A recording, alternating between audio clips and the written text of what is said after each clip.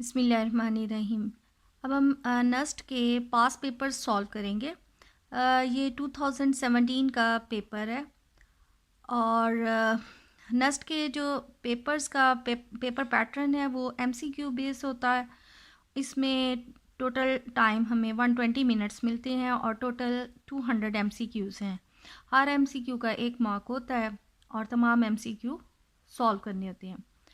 अब इसमें जो मैथमेटिक्स पोर्शन है उसमें 80 एमसीक्यूज़ होते हैं, फ़िज़िक्स के पोर्शन में 60, केमिस्ट्री में 30, इंग्लिश का जो पोर्शन है उसमें भी 30 एमसीक्यूज़ होते हैं। सॉरी, इंग्लिश में 20 एमसीक्यूज़ होते हैं और जो आईक्यू बेस है उसमें भी 10 एमसीक्यूज़ होते हैं। तो ये तो नस्ट का पेपर पैटर्न है और अब इसमें से हम मैथ सबसे टफ़ पोर्शन जो है वो मैथमेटिकल पोर्शन होता है, मैथ का पोर्शन, और उसके बाद सेकंड नंबर पे फ़िज़िक्स आता है। तो अब हम सिर्फ मैथ के पोर्शन को सॉल्व करेंगे, यानी कि हम सिर्फ 80 क्वेश्चंस 2017 का जो एग्जाम्पल पेपर है उसमें से हम 80 MCQs related to mathematics solve करेंगे ताकि आपको आइडिया हो जाए कि ये एमसीक्यू बेस्ड क्वेश्चंस को सॉल्व किस तरह करना है। तो यहाँ पर सबसे पहले क्वेश्चन दिया हुआ है the number square root n where n is a positive number, a natural number, a rational number, an irrational number and whole number. n हमें यहाँ पर एक प्राइम नंबर दिया हुआ है। प्राइम नंबर किन नंबर्स को कहा जाता है? जो सिर्फ डिवाइड होते हैं अपने आप पर या 1 के ऊपर और किसी और नंबर से डिवाइड नहीं होते। जिस तरह यहाँ पर जो प्राइम नंबर्स हैं वो 2, 3, 5, 7, 11, 13 एंड सो ऑन। ये तमाम नंबर जो हैं वो प्राइम नंबर हैं। यहाँ से इंफॉर्मेशन थोड़ी देख लें कि 2 जो है वो सिर्फ एक प्राइम नंबर ऐसा है जो एक इवन नंबर है। इसके अलावा बाकी जितने भी प्राइम नंबर हैं वो ऑड नंबर्स हैं। तो जितने भी प्राइम नंबर्स हैं उनका अगर हम स्क्वायर रूट ले लें तो ये हमारे पास एक इरेशनल नंबर आ जाता है, क्योंकि इसका जो है वो ये कंप्लीट कभी भी सॉल्व नहीं होता और ये ना ये रिपीटेड होते हैं, ये कभी भी डिवाइड होना जो है वो ख़त्म नहीं होता। तो ये रिज़ल्ट है हमारे पास कि प्राइम नंबर्स का जब हम स्क्वायर रूट ले लेते हैं तो वो एक इरेशनल नंबर हासिल होता है। सो यहाँ पर अब हमारे पास जो करेक्ट ऑप्शन है वो सी है। द नेक्स्ट इज़ कि every prime number is also a rational number, even number, irrational number and multiple of 2 numbers। तो प्राइम नंबर्स जो हैं जिससे बताया है कि 2, 3, 5 एंड 7 एंड सो ऑन, इस प्राइम नंबर में सिर्फ 2 एक इवन नंबर है, बाकी सारे ऑड नंबर हैं। तो ये ऑप्शन जो है वो ख़त्म हो जाती है। अब यहाँ पर ये है कि इरेशनल नंबर भी बात उन्होंने की है। तो हर प्राइम नंबर जो है वो इरेशनल नंबर नहीं है, क्योंकि ये हमारे पास सिर्फ रैशनल नंबर हैं। उसकी अलबत्ता जब हम प्राइम नंबर्स का स्क्वायर रूट लेते हैं, यानी स्क्वायर रूट 2 हो गया, स्क्वायर रूट 3, स्क्वायर रूट 5, तो फिर ये जो है ये इरेशनल नंबर बनता है। लेकिन अगर विदाउट स्क्वायर रूट देखा जाए तो प्राइम नंबर जो हैं वो रैशनल नंबर होते हैं। Next is a and b, हमें एक ऑर्डर दिया हुआ है और इसमें एक नंबर ऐड हो रहा है -a एंड -b। ए का एडिटिव इन्वर्स -a है और बी का जो है वो -b होता है। इनको जब हम ऐड करेंगे तो इसका x पार्ट -a के साथ और इसका ऑर्डिनेट जो है ये b ऐड होगा। So the result is 0 and 0। So it's correct option is ए। अब नेक्स्ट हमें क्वेश्चन नंबर 4 में एक कॉम्प्लेक्स नंबर दिया हुआ है कि z is equal x minus iota y over x plus iota y. तो हमने z का मॉडुलस यानी उसकी मैग्नीट्यूड फाइंड करनी है। तो इसको हम सॉल्व करके देखते हैं कि इनका रिज़ल्ट 0, 1, -1 या नन आता है। तो यहाँ पर हमारे पास जो z की वैल्यू दी हुई है जी दिया हुआ है x minus aorta y over x plus aorta y। अब हमने इसका मॉडुलस कैलकुलेट करना है, यानी इसको पहले हम सिंप्लीफाई कर लें कि इसके ओवर में अयोटा वाली टर्म नहीं होनी चाहिए, यानी इसको हम रैशनलाइज कर लें। Then x minus iota y over x minus iota y, तो ये हमारे पास बन जाता है x minus iota y square and ये एक्स स्क्वायर, ये a minus b and a plus b and a minus b वाला फार्मूला इसमें लग जाएगा, तो x square plus minus minus, लेकिन जब iota square, everybody knows that iota square is equal -1, तो यहाँ माइनस और ये अयोटा स्क्वायर की value -1, so it will become plus Y square. अब हमने इसको अगर खोल लें, then we have x square minus 2x iota y plus iota y square over x square plus Y square, और ये आयोटा स्क्वायर अगेन -1 के इक्वल होता है, so X square minus Y square minus 2xy iota over x square plus Y square है। अब हमने इसका जो है मॉडुलस लेना है। मॉडुलस जो होता है वो रियल का स्क्वायर प्लस इमेजिनरी पार्ट का स्क्वायर और उसका स्क्वायर रूट, तो इनको अगर हम सेपरेट कर लें तो इसमें हमारे पास रियल बनता है x square minus Y square over x square plus Y square whole square and plus 2xy। इसमें हमने सिर्फ इसका जो है इमेजिनरी पार्ट का कोफिशिएंट लेना होता है, तो ये हमारे पास है x square plus Y square and whole square. So जब इसको हम सिंप्लीफाई करें, x4 plus y4 minus 2x square Y square, और ये minus plus 4x square Y square, और ओवर में हमारे पास है x square plus Y square whole square. Now it will become x4 plus y4 और ये सब्ट्रैक्ट होके plus 2x square Y square over x square plus Y square whole square. तो देखा जाए तो ये ऊपर भी complete x square plus Y square whole square का फार्मूला कंप्लीट हो रहा है, और नीचे भी x square plus Y square and whole square. So z conjugate हमारे पास 1 आता है, तो यहाँ पर the correct option is P. Now the next is कि एवरी recurring और every terminating decimal represents. recurring या टर्मिनेटिंग डेसिमल जो है वो क्या रिप्रेजेंट करता है, एक इंटीजर, आया रैशनल नंबर, इरेशनल नंबर या एक प्राइम नंबर। अब यहाँ पहले समझ लें डेफिनेशन, ये recurring एंड टर्मिनेटिंग से क्या मुराद है। तो ये जो टर्मिनेटिंग है,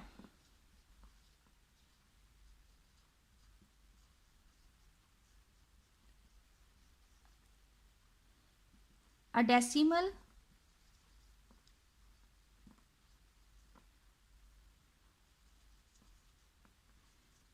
which has only a finite number of digits in its decimal part. यानी recurring जब हमारे पास पॉइंट के बाद डिजिट्स जो हैं वो फाइनाइट नंबर आए, लाइक एग्जाम्पल 202.04। अब पॉइंट के बाद देखें 0 एंड 4 ही है, सिर्फ 2 डिजिट्स जो हैं वो आ रहे हैं। तो जो पॉइंट्स के बाद, अब इसी तरह अगर कर लें 0000415, अब यहाँ पर भी क्या है कि पॉइंट के बाद जो है फाइनाइट डिजिट्स ही हैं, तो इसके लिए टर्म यूज़ होती है टर्मिनेटिंग, के टर्मिनेट हो गया, बस ख़त्म हो गया। The next is रकरिंग।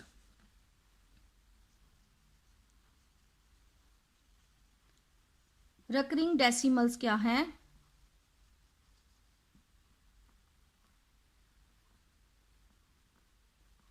या अ डेसिमल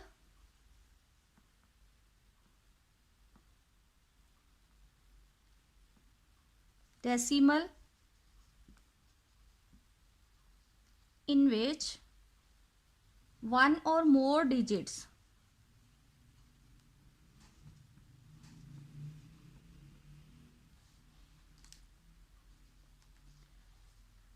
repeats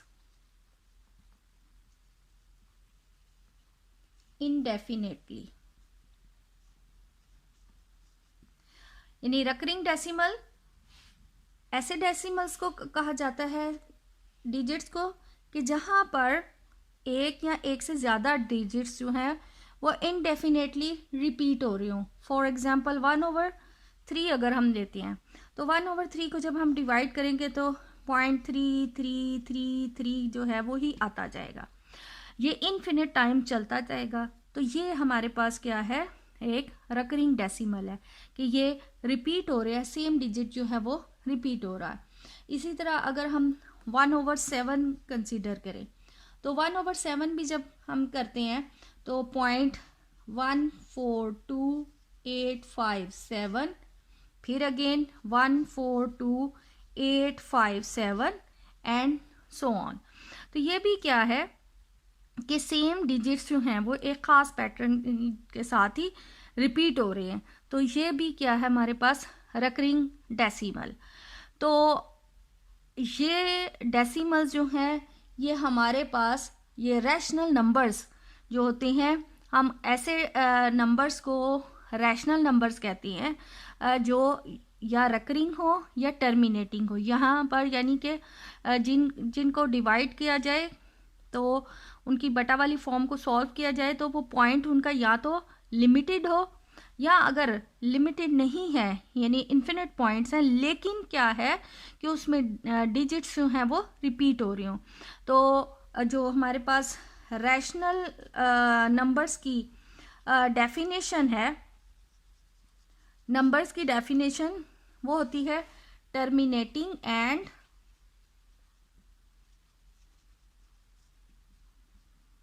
रकरिंग डेसिमल्स। और जो इरेशनल नंबर्स होते हैं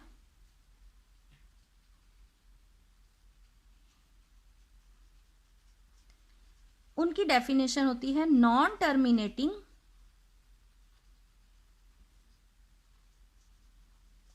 एंड नॉन रकरिंग। यानी कि उसमें ना तो पॉइंट जो है वो, पॉइंट के बाद वैल्यू ख़त्म होगी, नंबर्स जो हैं वो इन्फिनिटी तक जाएंगे, और हर दफ़ा कोई नया ही नंबर होगा, यानी कि नंबर जो हैं वो रिपीट नहीं हो रहे होंगे। तो वो नंबर जो है वो सारे ही नंबर्स आपस में डिफरेंट होंगे, रिपीट नहीं हो रहे होंगे। तो ऐसे में ये इरेशनल नंबर्स कहलाती हैं। और ये हमारे पास टर्मिनेटिंग एंड रकरिंग डेसिमल जो हैं वो रैशनल नंबर्स होते हैं। तो यहाँ पर जो उन्होंने कहा है कि एवरी रकरिंग और every terminating decimal represent rational number. Integers में खुद से मखसूस आ जाता है, ये भी रैशनल नंबर्स होते हैं, लेकिन यहाँ पर टर्मिनेटिंग और रकरिंग डेसिमल्स की पॉइंट्स वाले नंबर्स की बात की जा रही है। तो जो पॉइंट्स वाले नंबर जो ना तो यानी पॉइंट्स वाले नंबर जो जिसमें पॉइंट के बाद नंबर जो हैं वो रिपीट हो रहे हों, या पॉइंट्स के कुछ देर के बाद यानी फाइनाइट नंबर्स हों, तो वो नंबर्स जो हैं वो रैशनल नंबर कहलाते हैं। The next is what is the conjugate of -6 and minus iota.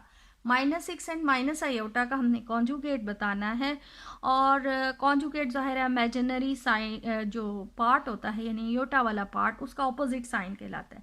तो चूंकि यहाँ -6 माइनस आयोटा है तो इसका कॉन्जुगेट जो है वो -6 प्लस आयोटा बन जाएगा। सो -6 plus iota, so the correct option is a. अब ये नेक्स्ट सेवन्थ जो क्वेश्चन है, इसमें हमें नंबर्स दिए हुए हैं। z1 is equal square root -36, z2 दिया हुआ है स्क्वायर रूट -25, z3 हमारे पास है square root -16। Then what is the sum of z1, z2 and z3 का हमने सम फाइंड करना है। तो वेरी सिंपल, z1 हमें दिया हुआ है स्क्वायर रूट -36, 36 का स्क्वायर रूट 6 होता है, and square root -1 that is equal iota, so ये 6 आयोटा आ जाएगा। एंड z2 हमारे पास है माइनस स्क्वायर रूट -25 यानी कि ये 5 आयोटा है, एंड z3 हमारे पास है -16 का स्क्वायर रूट मीन्स 4 आयोटा। सो इनका सम z1 plus z2 plus z3 that is 6 plus 5 plus 4 iota, so it will become 15 iota. So the correct option is B. The next is x such that x is equal p over q and pq जो है वो integers है and q is not equal to 0. तो ये भी हमारे पास definition जो है वो rational number की है, so the correct option is D. The next is the deductive logic in which every statement is regarded as true or false and there is a scope for a third or fourth possibility is called. अब यहाँ पर logics के बारे में बात हो रही है। जो लॉजिक्स हैं वो दो तरह की हैं। लॉजिक्स एक आ जाती है inductive logic and the second one is deductive logic. Daily life में अमूमन हम जो यूज़ करते हैं वो इंडक्टिव लॉजिक होती है, यानी कि ये है इंडक्टिव लॉजिक का की डेफिनेशन कह लें कि पर्टिकुलर टू जनरल, और डिडक्टिव की आ जाती है डेफिनेशन बन जाती है जनरल टू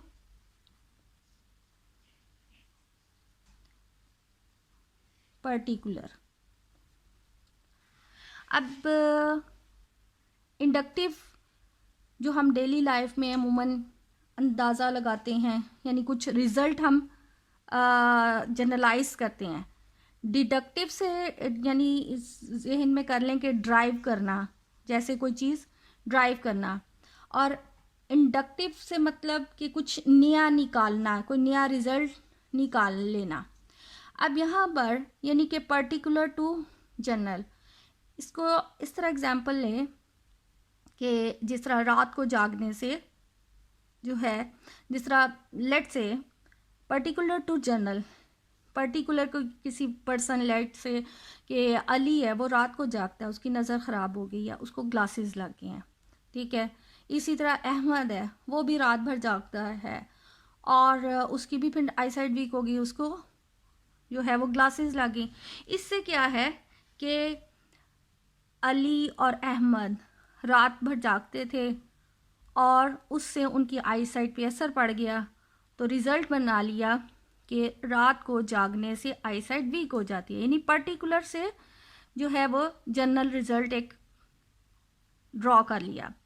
और डिडक्टिव, तो डिडक्टिव जो है वो जनरल टू पर्टिकुलर, जैसा रात भर जागने से आई साइट ख़राब हो जाती है, अब टू पर्टिकुलर, अब यानी जिस तरह अली, जब जनरल फॉर्म ये है कि रात भर अगर जागे तो आई साइट ख़राब हो जाती है, तो पर्टिकुलर भाई यानी अली जाग रहा है तो उसकी आई साइट ख़राब हो जाएगी। इसी तरह अहमद अगर जागता है तो वो भी क्या है, उसकी आई साइट ख़राब हो गई। यहाँ पर हम जो डेली लाइफ है उसमें हम ज़्यादातर इंडक्टिव करते हैं, यानी कि मुख्तलिफ ऑब्जर्वेशन देखते हैं, उसके बाद हम फाइनल एक रिज़ल्ट जो है वो बना लेते हैं कि भाई यानी ये सब ने, इसने भी ये किया था, अहमद ने भी किया, अली ने भी वही काम कर दिया, सबके साथ ऐसा हो गया है, इसका मतलब है ये वाला काम अगर सब ऐसे करेंगे तो उन सबके साथ भी ऐसा हो जाएगा। लेकिन ये है कि अगर एक रिज़ल्ट एक ट्रुथ बन गया हुआ है और यानी जैसा अली ने किया तो उसकी भी हो गई नज़र ख़राब, क्योंकि एक ट्रुथ है कि भाई रात भर जागने से नज़र ख़राब हो जाती है, तो अली भी जाग रहा है। अब ये जो है उसकी नज़र ख़राब हो सकती है, अहमद है उसकी भी, वो भी चूँकि रात भर जागता है तो उसकी नज़र ख़राब हो सकती है। तो ये क्या है, जनरल टू पर्टिकुलर। अब जो डिडक्टिव लॉजिक्स हैं वो जिसमें तो हमारे पास जो स्टेटमेंट्स हैं या वो ट्रू हो या वो फॉल्स हो, यानी दो ही ऑप्शंस हों कि या स्टेटमेंट ट्रू है या स्टेटमेंट फॉल्स है। तो इस टाइप की जो स्टेटमेंट्स हैं उसको कहते हैं अरिस्टोटेलियन लॉजिक। लेकिन वो स्टेटमेंट जब ट्रू,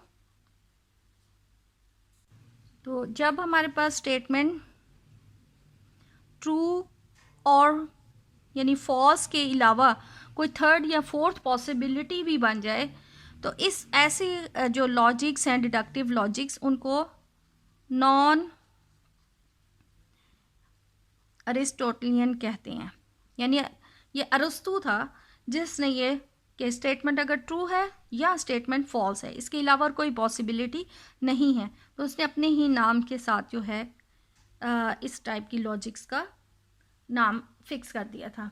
तो यहाँ पर देखें कि कह रहे हैं कि deductive logic in which every statement is regarded as true और फॉल्स, सिर्फ ट्रू या फॉल्स होती तो फिर हमारे पास ये अरिस्टोटेलियन लॉजिक है।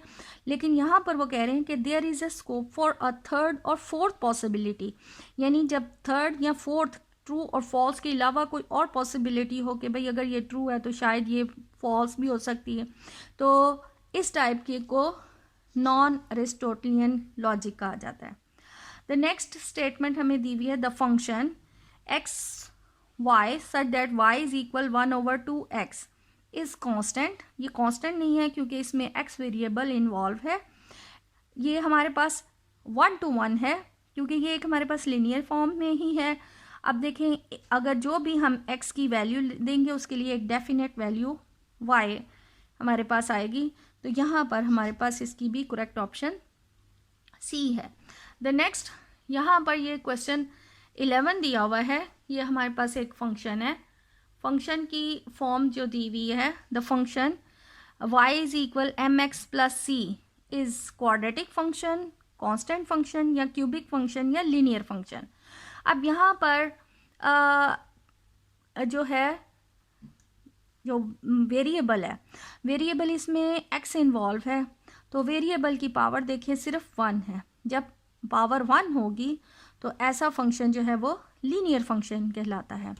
यानी यही इसको यूँ समझे कि y इज इक्वल हमारे पास है mx प्लस सी, तो वेरिएबल की पावर जो है वो 1 है, तो ऐसा फंक्शन हमारे पास ये लीनियर फंक्शन है।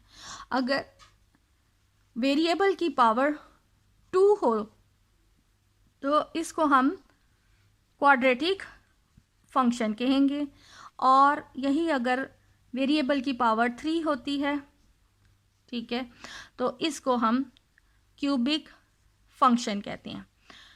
अब यहाँ पर तो चूँकि एक वेरिएबल इन्वॉल्व है जिसकी डिग्री 1 है, so it's a linear function. अब यहाँ ही थोड़ा सा मैं फंक्शन एंड इक्वेशन में डिफरेंस भी बता दूँ, difference between function and equation.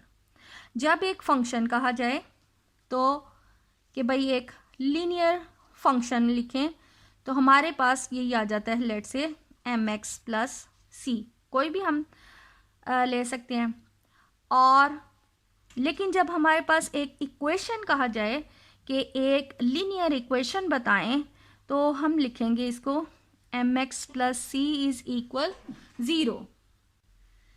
यानी अगर क्वाड्रेटिक इक्वेशन कहा है, क्वाड्रेटिक फंक्शन कहा है, तो F of X is equal A X square plus B X plus C आ जाएगा। लेकिन अगर क्वाड्रेटिक इक्वेशन कहा है then A X square plus B X plus C is equal 0। Equation कहा जाए तो इक्वल टू 0 लाजमी लिखें, फंक्शन कहा है तो एफ ऑफ एक्स या वाई हम इसमें लिख सकते हैं। तो यहाँ पर ये फंक्शन चूँकि y is equal to M X plus C यानी x की पावर 1 है, so it is linear function. Next यह है कि an element of a set A, यानी कोई एक एलिमेंट ई है, is set to be the identity element with respect to a binary operation on A for all if for all A belongs to A. अब ये हमारे पास दी हुई है expressions. अब सबसे पहले आइडेंटिटी एलिमेंट को आप देखें कि आइडेंटिटी एलिमेंट किसको कहते हैं। यानी आइडेंटिटी एलिमेंट एक ऐसा एलिमेंट है, एक ऐसे एलिमेंट को हम आइडेंटिटी एलिमेंट कहते हैं। कोई भी अगर हमारे पास सेट है कि जो भी ऑपरेशन उस सेट में दिया हो, लाइक जो भी हमारे पास ऑपरेशन दिया है और उस एलिमेंट का इसके तमाम एलिमेंट्स के साथ हम वो ऑपरेशन लगाएं तो उसके तमाम एलिमेंट्स की आइडेंटिटी कायम रहे। यानी कि ई स्टार ए जो है, चाहे हम उसको लेफ़्ट साइड से अप्लाई करें या राइट साइड से अप्लाई करें, तो आइडेंटिटी उसकी कायम रहे, यानी आइडेंटिटी पे कोई फ़र्क ना आए। अब फॉर एग्ज़ाम्पल जिस तरह हमारे पास नेचुरल नंबर्स हैं, let's say 1 2 3 and so on, और ऑपरेशन जो है वो इसमें मल्टीप्लिकेशन है। अब देखें हमारे पास यहाँ पर ऑब्वियसली हम 1 को जिस भी एलिमेंट के साथ ज़रब देंगे वही एलिमेंट आएगा। यानी इसी तरह 1 को अगर हम लेट से 1000 के साथ भी अगर मल्टीप्लाई कर लेते हैं नेचुरल नंबर्स में, तो हमारे पास 1000 ही आएगा, यानी कि आइडेंटिटी पर कोई फ़र्क नहीं पड़ा। सो ऐसे केस में आइडेंटिटी एलिमेंट जो है वो 1 है। और यही अगर हम एग्जांपल लेते हैं होल नंबर्स का, लेट से 0 1 2 एंड 3, लेकिन हमारे पास ऑपरेशन जो है वो एडिशन है, तो ऐसे में ऐसे सेट में हमारे पास जब ऑपरेशन हमारे पास प्लस का होगा तो 0 नंबर ही है ऐसा कि जिस भी एलिमेंट के साथ वो ऐड होता है उसकी आइडेंटिटी कायम रहती है। तो यानी यूं ही कह लें कि 1000 प्लस 0 कर लें या 0 प्लस 1000 कर लें, तो हमारे पास हमेशा 1000 ही आएगा। तो अंडर एडिशन हमारे पास आइडेंटिटी एलिमेंट जो है वो 0 आ रहा है और मल्टीप्लिकेशन में अमूमन 1 आता है। तो यहाँ पर अब हमें जो एक्सप्रेशन दी हुई है विद रिस्पेक्ट टू जो भी बाइनरी ऑपरेशन अप्लाई हो रहा है ए में, तो यहाँ पर देखें कि ई स्टार ए, यानी कि हमारे पास आइडेंटिटी एलिमेंट जो भी इस एलिमेंट के साथ मल्टीप्लाई हो, यानी ए के साथ अगर मल्टीप्लाई हो रहा है तो हमारे पास वापस ए एलिमेंट आना चाहिए। तो यहाँ पर ये वाले एक्सप्रेशन लिखा हुआ है कि जहाँ पर ये ए आ रहा है, so the correct option is D. अब ये क्वेश्चन नंबर जो 13 है, यहाँ पर अब इतनी लंबी स्टेटमेंट है, इसके पढ़ते जाएंगे और इसके मुताबिक हम सॉल्व करते हैं। यहाँ पर दिया हुआ है कि in a school there are 150 students, total इसमें जो हैं वो स्टूडेंट्स 150 हैं। 80 students enrolled for mathematics, math जो है वो 80 स्टूडेंट्स ने लिया हुआ है, और 50 students for English class, English class में 50 स्टूडेंट्स हैं, एंड 60 एनरोल्ड फॉर फिज़िक्स, और फिज़िक्स में जो हैं वो 60 एनरोल्ड हैं।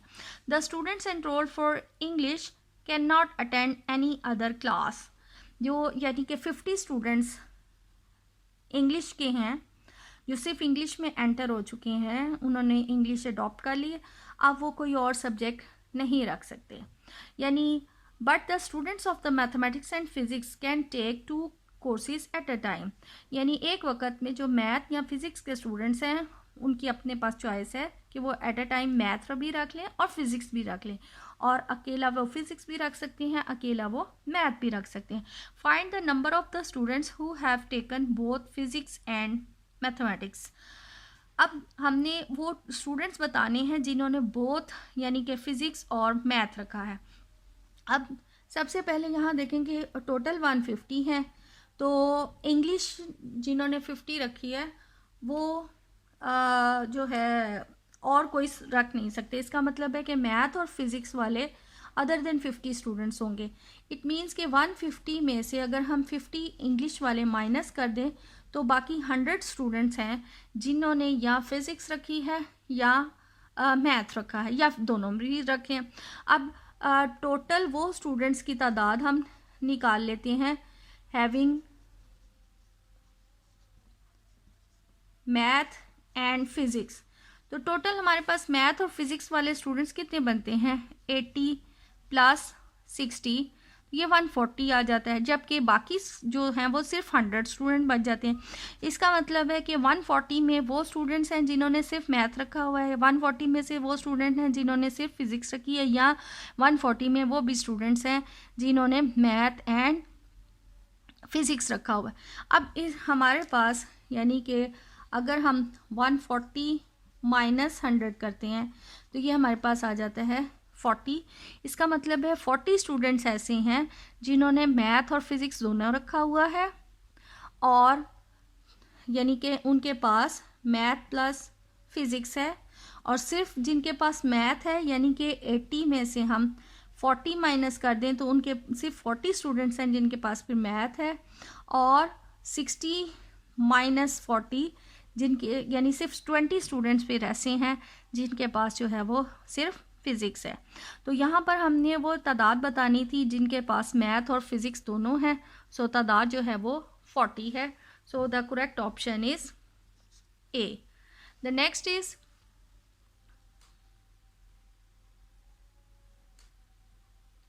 The product of the roots of this equation. अब ये हमारे पास इक्वेशन दी हुई है और हमें मालूम है कि जनरल फॉर्म होती है ax² + bx + c = 0। तो एक क्वाड्रेटिक इक्वेशन, तो इसके जो रूट्स हैं, लेट्स से इसके रूट्स जो हैं वो अल्फ़ा एंड बीटा हैं, और इन रूट्स का सम यानी कि अल्फ़ा + बीटा हमें मालूम है वो -b/a, यानी कि coefficient of x divided by coefficient of x², और इसी तरह इनका प्रोडक्ट हो जाता है अल्फ़ा बीटा और वो होता है c/a के इक्वल। तो यहाँ पर अब हमारे पास जो इक्वेशन दी है वो 9x² - 5x - 27 है। तो इसके रूट्स का प्रोडक्ट कहा हुआ है, यानी कि हमने अल्फ़ा बीटा कैलकुलेट करना है, वो हमारे पास फार्मूला है c/a। सो -27/9, तो इसको हम कटिंग कर लें तो 3 9s are 27, 9 3 are and 3 3s are 9, so the correct option is -3। सो हमारे पास इसकी करेक्ट ऑप्शन डी आ जाती है। द नेक्स्ट क्वेश्चन 15 दिया हुआ है कि the multiplicative inverse of 4। Multiplicative inverse, तो मल्टीप्लिकेटिव इनवर्स यानी एक एलिमेंट का मल्टीप्लिकेटिव इनवर्स ऐसा एलिमेंट होगा कि जब हम उन दोनों एलिमेंट्स को मल्टीप्लाई करें तो हमारे पास आइडेंटिटी एलिमेंट आ जाए। अब अंडर मल्टीप्लिकेशन अगर आइडेंटिटी एलिमेंट जो है वो 1 है, तो 4 का मल्टीप्लिकेटिव इनवर्स क्या होगा कि हमारे पास आंसर 1 हो। तो ऑब्वियसली 4 का मल्टीप्लिकेटिव इनवर्स 1/4 होगा, तभी हमारे पास आंसर जो है वो आइडेंटिटी एलिमेंट 1 आएगा। तो यहाँ पर जो है मल्टीप्लिकेटिव इनवर्स ऑफ 4 का मल्टीप्लिकेटिव इनवर्स जो है वो 1/4 बन जाता है।